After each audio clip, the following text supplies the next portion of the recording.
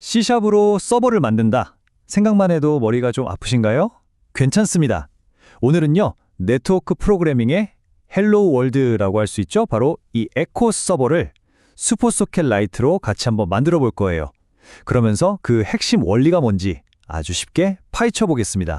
자, 그럼 클라이언트랑 서버가 어떻게 통신할까요? 그냥 메시지 뿅 보내고 뿅 받고 뭐 그렇게 간단할 것 같잖아요. 근데 사실 전혀 그렇지 않습니다. 그 뒤에는요, 우리가 꼭 알아야 할 아주 중요한 구조랑 로직이 숨어 있어요. 그래서 오늘 우리가 같이 살펴볼 내용입니다. 먼저 에코 서버가 도대체 뭔지부터 알아볼 거고요. 그 다음엔 서버의 전체적인 설계도, 그러니까 아키텍처를 한번 그려볼 거예요. 그리고 나서 서버의 심장이라고 할 수 있는 메인 서버의 속을 들여다보고 네트워크 프로그래밍에서 제일 골치 아픈 부분이죠. 바로 데이터 패킷을 어떻게 처리하는지 알아볼 겁니다. 마지막으로 오늘 배운 내용 싹 정리하고 다음 단계로 넘어가 보겠습니다. 자, 첫 번째 순서입니다. 에코 서버가 뭘까요? 진짜 간단해요. 그냥 클라이언트가 보낸 데이터를 받아서 아무것도 안 하고 그대로 다시 돌려주는 서버입니다. 엄청 단순하죠? 그런데 이게 아주 강력한 학습 도구가 됩니다. 아니, 그냥 받은 거 돌려주는 게 뭐가 그렇게 중요하냐고요? 자, 생각해보세요. 내가 보낸 메시지가 토시 하나 안 틀리고 그대로 돌아왔다? 이건 노름이할까요? 바로 우리 서버의 연결부터 데이터 처리까지 이 가장 기본적인 파이프라인 전체가 아주 튼튼하게 잘 작동하고 있다는 가장 확실한 증거가 되는 거죠. 네, 이렇게 기본기가 탄탄하다는 걸 확인했으니까 그럼 이 에코 서버는 대체 어떤 구조로 만들어져 있을까요?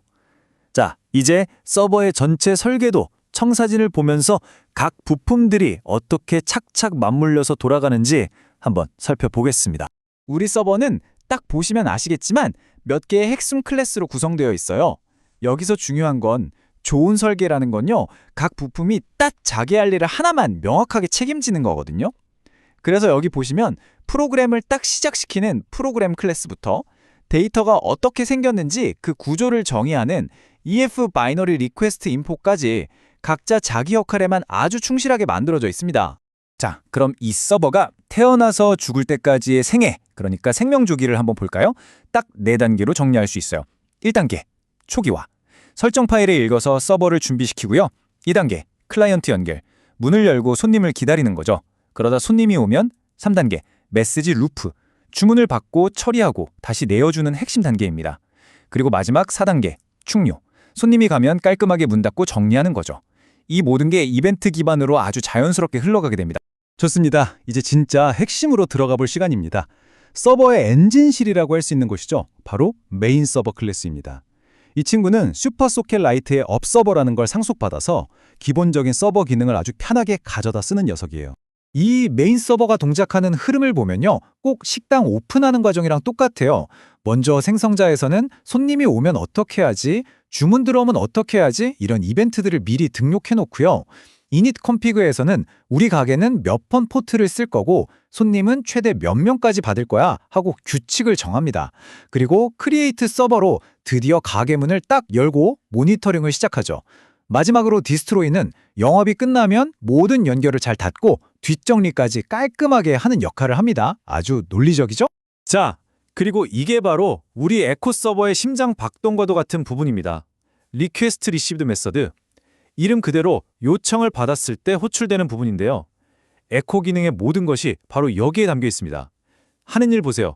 데이터 얼마나 왔는지 로고 찍고 카운터 하나 올리고 그리고 제일 중요한 거, 받은 데이터 그대로, 정말 그대로 다시 포장해서 원래 클라이언트에게 샌드로 보내버립니다. 이게 끝이에요. 정말 간단하죠? 자, 그런데 여기서부터가 진짜입니다. 사실 지금까지는 프레임워크가 많이 도와줬어요. 이제 TCP 프로그래밍을 할 때 개발자들이 가장 머리를 싸매는 문제에 부딪히게 됩니다. 바로 서버가 받은 이 데이터 덩어리를 어떻게 의미 있는 메시지로 해석할 것인가 하는 문제죠. 이 문제를 이해하려면 TCP의 아주 중요한 특징 하나를 알아야 해요.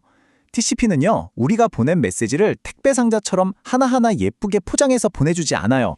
그게 아니라 그냥 수도꼭지로 확 튼 것처럼 데이터가 끊임없는 물줄기, 즉 스트림 형태로 그냥 활활 쏟아져 들어옵니다.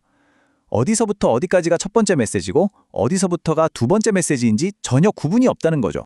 그러니까 서버 입장에서는 이 물줄기를 보고 알아서 잘랐어야 하는 거예요. 난감하죠? 그래서 우리에게는 규칙이 필요합니다. 이 데이터 물줄기 속에서 메시지를 딱딱 끊어 읽을 수 있는 규칙. 이걸 전문 용어로 메시지 프레이밍이라고 불러요. 가장 흔한 방법은 보낼 데이터 앞에다가 일종의 꼬리표, 즉 헤더를 붙이는 겁니다. 이 헤더에 지금부터 보낼 데이터는 총 몇 바이트짜리입니다 하고 길이를 적어주는 거죠. 그래서 우리가 만든 해결책이 바로 이 EF 바이너리 리퀘스트 인포라는 클래스입니다. 여기서 우리는 약속을 한 거예요. 모든 데이터 앞에는 무조건 5바이트짜리 헤더를 붙인다. 그리고 이 헤더 안에는 데이터 전체 크기, 패킷 아이디 같은 정보들을 담는 거죠. 이렇게 딱 정해진 규칙, 즉 패킷 포맷을 만듦으로써 아까 그 골치 아픈 프레이밍 문제를 해결하는 겁니다. 그러면 실제로 이 규칙을 적용해서 데이터를 잘라내는 역할은 누가 할까요? 바로 리시브 필터가 그 역할을 합니다. 이 친구는 정말 똑똑한 우편물 분류기 같아요. 일단 데이터가 오면 무조건 앞에 5바이트, 즉 헤더부터 읽어요. 그리고 그 헤더에 적힌 전체 크기를 보고 앞으로 몇 바이트가 더 와야 하나의 완전한 메시지가 되는구나 하고 계산을 하죠. 그리고 그만큼의 데이터가 다 도착할 때까지 얌전히 기다렸다가 데이터가 다 모이면 헤더와 바디를 합쳐서 완제품, 즉 EF 바이너리 리퀘스트 인포 객체로 만들어서 서버에 넘겨주는 겁니다. 자, 이렇게 해서 에코 서버를 만드는 전 과정을 함께 살펴봤습니다. 여러 핵심 개념들이 나왔죠? 이제 이 퍼즐 조각들을 다 맞춰보면서 오늘 우리가 배운 것들이 왜 중요한지, 그리고 앞으로 여러분이 어떤 서버를 만들든 어떻게 적용될 수 있는지 한번 깔끔하게 정리해보겠습니다. 다시 한번 강조하지만 TCP는 신뢰성이 아주 높은 대신 메시지 경계가 없다는 특징이 있어요. 데이터를 순서대로 빠짐없이 보내주는 건 보장하지만 어디까지가 한 덩어리인지는 알려주지 않는 거죠. 이게 바로 UDP와의 가장 큰 차이점이고요. 그래서 오늘 내용의 핵심 결론은 이겁니다. 첫째, 앱 서버 같은 좋은 프레임워크를 사용해서 바퀴를 다시 발명하는 일을 피하세요. 둘째, 네트워크 세션 객체로 클라이언트 하나하나를 개별적으로 깔끔하게 관리하세요. 셋째, 이게 제일 중요한데 TCP를 쓴다면 반드시 메시지 프레이밍 규칙을 정해서 헤더와 바디 구조를 만드세요. 마지막으로 리시브 필터를 구현해서 그 규칙에 따라 바이트 스트림을 우리가 원하는 패킷으로 똑똑하게 파싱하세요. 이 네 가지만 기억하시면 됩니다. 오늘 우리가 만든 이 에코 서버, 사실 기능적으로 보면 정말 별거 아니죠? 그냥 메아리일 뿐이니까요. 하지만 중요한 건 그게 아닙니다. 여러분은 이제 이 에코 서버를 통해서 앞으로 어떤 복잡한 서버를 만들더라도 반드시 필요한 가장 단단하고 중요한 기초 공사를 끝내신 겁니다. 자, 이 단단한 기초 위에 여러분이라면 어떤 멋진 기능을 가장 먼저 올려보고 싶으신가요?